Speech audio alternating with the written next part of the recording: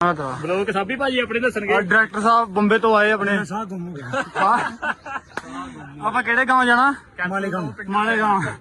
ਮਾਲੇਗਾਂव ਕਿੱਥੇ ਤੁਸੀਂ ਦੱਸੋ ਉਸਤਾਦ ਜੀ। ਇਹ ਜੀ ਇਹਨਾਂ ਨੂੰ ਨਾ ਮਤਲਬ ਬੋਲਣਾ ਨਹੀਂ ਆਉਂਦਾ, ਇਹਨਾਂ ਦੀ ਜ਼ਬਾਨ ਜਿਹੜੀ ਥੋੜੀ ਸਖਲਾਉਂਦੀ ਆ। ਉਹ ਮਾਲੇਗਾਂव ਨਹੀਂ, ਉਹ ਮਾਨਾਗਾਂव ਆ। ਮਾਨਾਗਾਂव ਹੈਗਾ ਵਾ ਜਿੱਥੇ 5 ਪਾਂਡਵ ਸਵਰਗ 'ਚ ਗਏ ਸੀ, ਨਾਲ ਕੁੱਤਾ ਚਲ ਗਿਆ ਸੀ, ਕੁੱਤਾ ਆ ਗਿਆ ਸੀ ਜੀ ਵਾਪਸ। ਪਾਂਡਵ ਨਹੀਂ ਆਏ, ਠੀਕ ਹੈ ਜੀ। ਹਾਂਜੀ ਉੱਥੇ ਕਹਿੰਦੀ ਸਰਸਵਤੀ ਨਦੀ ਨਾਲ। ਇੱਥੇ ਵੀ ਗਣੇਸ਼ ਜੀ ਨੇ ਮਤਲਬ ਆਪਣਾ ਵੈਦ ਲਿਖਦੇ ਸੀ।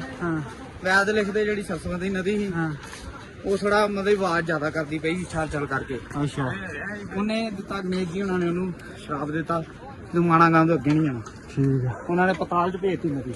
ਓਕੇ। ਤੁਸੀਂ ਦੱਸੋ ਪਾਂਡਵਾ ਬਾਰੇ ਕੀ? ਹੁਣ ਅਸੀਂ ਯਾਤਰਾ ਹੇਮਕੁੰਟ ਸਾਹਿਬ ਦੀ ਕਰਨੀ। ਦੇਖੋ ਟਰੈਕ ਚੈੱਕ ਕਰੋ ਤੁਸੀਂ, ਟਰੈਕ ਪਹਾੜ ਏਡਾ ਉੱਚਾ ਆ ਕਿ ਬੰਦਿਆਂ ਨੂੰ ਸਾਹ ਚੜ ਗਿਆ।